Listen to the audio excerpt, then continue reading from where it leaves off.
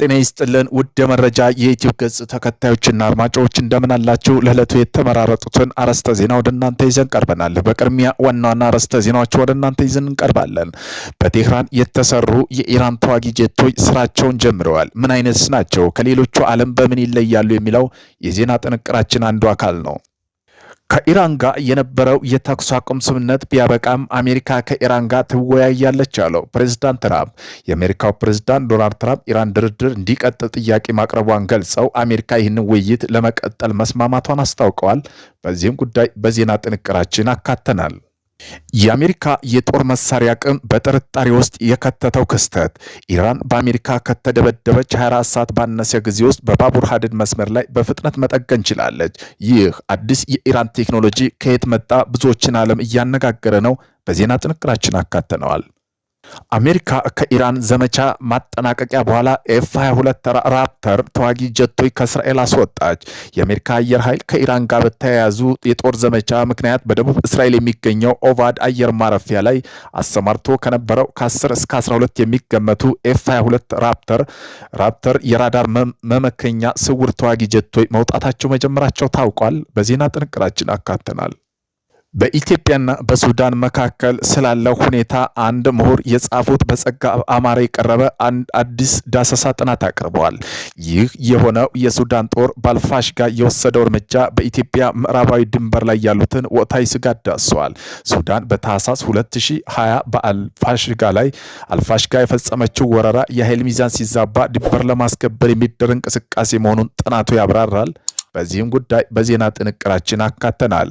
እነዚህን የመሳሰሉ አርዕስተ ዜና ወደ እናንተ ይዘን ቀርበናል። ቤተሰብ ለመሆን ላይክ፣ ሸር፣ ሰብስክራይብ ማድረገውን እንዳይረሱ። ወደ መጀመሪያው የዜና ጥንቅራችን ስናልፍ የአሜሪካ የጦር መሳሪያ አቅም በጥርጣሬ ውስጥ የተከሰተው ክስተት። ኢራን ከአሜሪካ ከደበደበች በ24 ሰዓት ባነሰ ጊዜ ውስጥ የባቡር ሀዲድ መስመሯን በፍጥነት መጠገን ችላለች። ከሁለት ቀን በፊት በአሜሪካ ክሩዝ ሚሳኤል በተመታችበት የአቅም ታሃን የባቡር ድልድይ ላይ ከፍተኛ ጉዳት ደርሶ ነበር። ይህን ድልድይ ቻይና፣ ቱርክሜኒስታንና ኢራን የሚያገናኘው ጎልስታን ግዛት በአቅላ ቀልዳ አውራጃ የሚገኝ ስትራቴጂካዊ መስመር ነው። የአሜሪካ ጦር ጥቃት ውጤታማ ጥያቄ ውስጥ የከተተ ክስተት ሆኗል። አሜሪካ ከኢራን ዘመቻ ማጠናቀቂያ በኋላ ኤፍ-22 ራፕተር ተዋጊ ጀቶች ከእስራኤል አስወጣች። የአሜሪካ አየር ኃይል ከኢራን ጋር በተያያዙ የጦር ዘመቻዎችን ምክንያት በደቡብ እስራኤል የሚገኘው ኦቫድ ኤርቤዝ ላይ አሰማርቶ ከነበረው ከ10 እስከ 12 የሚገመቱ ኤፍ-22 ራፕተር የራዳር ማመከኛና ስውር ተዋጊ ጀቶች መውጣት መጀመራቸው ታውቋል። ስለ ስምሪቱ በውስጡ ይፋዊ መረጃ መሰረት እነዚህ የላቁ ተዋጊ ጀቶች በቨርጂኒያ የሚገኘው ጆርዳን ቤዝ ላንጋይ ዩኒቨርሲቲ ለተሰኘው አንደኛ ተዋጊ ቡድን የተመደቡ ነበሩ። ኤፍ-22 ስብስብ ከእስራኤል ከተነሳ በኋላ ወደ ሀገር የሚያደርገው ረጅም ጊዜ ጉዞ ላይ ከአሜሪካ አየር ኃይል ነዳጅ ጫኝ አውሮፕላኖች ድጋፍ አድርገውለታል። በዩናይትድ ኪንግደም የሚገኘው የአየር ላይ ታዛቢዎች እንደገለጹት የጀቶቹ ስብስብ ወደ አሜሪካ ከመቀጠሉ በፊት ቀጠሮ በተያዘለት ማረፊያ መሰረት እንግሊዝ ራፍት ፋየርድ ፎርድ የተሰኘ ሰፈር ትናንት ሐሙስ ዕለት ማረፋቸው ተረጋግጧል። ይህ የአሜሪካ ጦር አውሮፕላኖች ስብስብ መልሶ የመሰማራት እርምጃ የተወሰደው በቅርቡ አሜሪካ በኢራን ላይ ያነጣጠረው ወታደራዊ ዘመቻ ተከትሎ ጀቶቹ በእስራኤል የነበራቸውን የቅድመ ስምሪት ማጠናቀቃቸውን ተከትሎ መሆኑን ተገልጿል።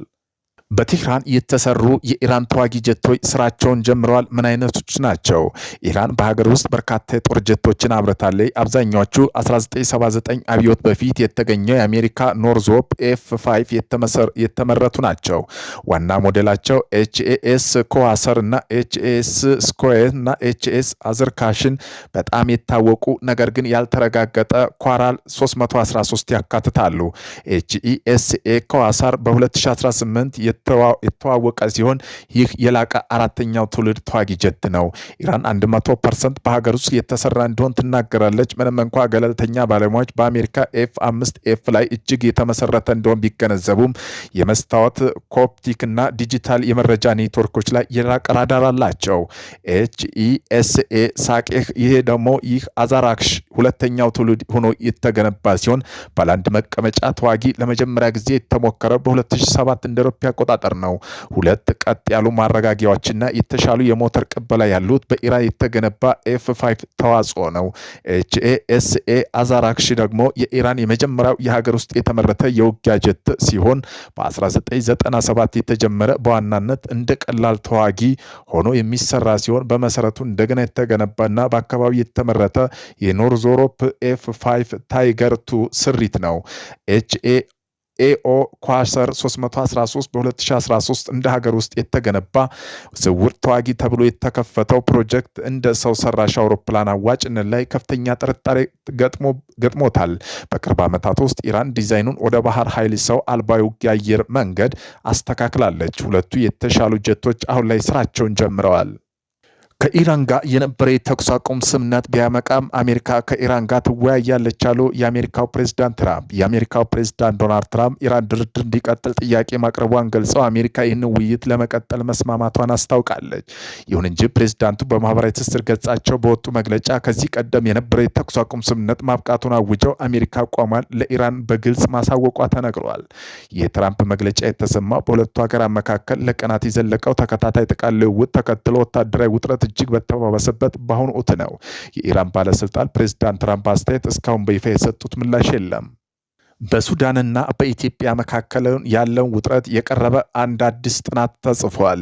ይህ አዲስ ጥናት የጻፈው በጸጋብ አማረ ሲሆን የሱዳን ጦር አልፋሽጋን የወሰደው እርምጃ እና በኢትዮጵያ ምዕራባዊ ድንበር ላይ ያሉትን ወቅታዊ ስጋት ዳሷል። ሱዳን በታህሳስ 2020 በአልፋሽጋ ላይ የፈጸመችው ወረራ የኃይል ሚዛን ሲዛባ ድንበር ለማስከበር የሚደረግ እንቅስቃሴ መሆኑን ጥናቱ ያብራራል።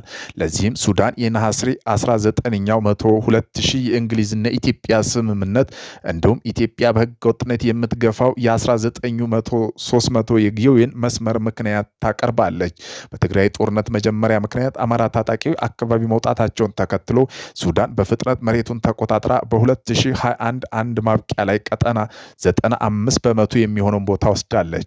በአሁኑ ወቅት ሱዳን ባጋጠማት የእርስ በርስ ጦርነት ምክንያት የድንበር ተሻጋሪ አቅሟን በእጅጉ ተቀይሯል።